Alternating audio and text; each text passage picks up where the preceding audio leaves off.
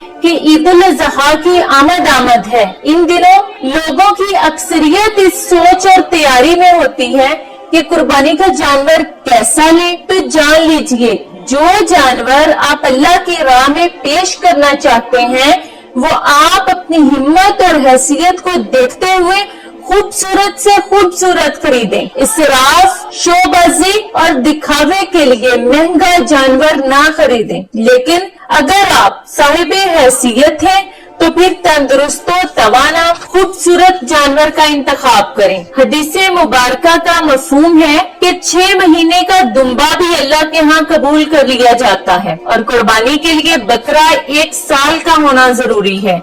यानी जो बकरा ईद उल अजहा के दिन पैदा हो तो नेक्स्ट ईयर ईद उल अजहा के दिन उसकी कुर्बानी जायज है। 1 साल से कम उम्र बकरे की कुर्बानी जायज नहीं है। इसलिए खरीदते हुए तस्दीक कर ले कि उम्र 1 साल ही है कि नहीं, चाहे दांत निकले हो या ना निकले हो, इससे कोई फर्क नहीं पड़ता।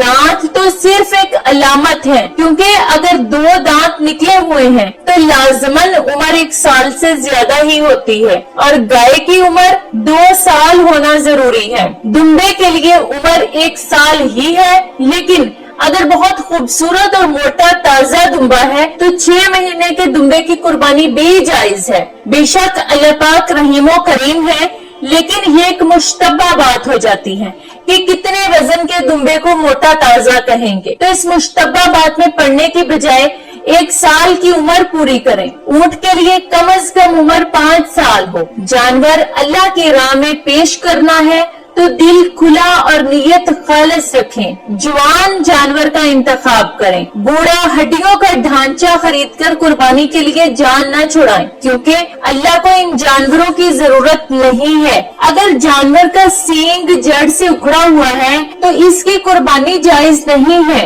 अगर कान या दुम नहीं है तो भी कुर्बानी जायज नहीं है। अगर जानवर अंधा है और बिल्कुल चल फिर भी नहीं सकता तो भी इस जानवर की कुर्बानी जायज नहीं है। सामाईन, कुर्बानी का गोश्त खाना सवाब है और इस गोश्त में शफा है। कुर्बानी के 3 बराबर हिस्से करें, एक घर वालों के लिए, एक रिश्तेदारों के लिए और एक गरीबों के लिए। फिर 2 हिस्से बांटे और तीसरा पका के खाएं या रखें, वो आपका हक है। कुछ लोग कहते हैं कि हम तो सारा साल गोश्त खाते हैं, इसलिए आज हमने सारा ही गरीबों और रिश्तेदारों में बांट दिया, खुद नहीं रखा।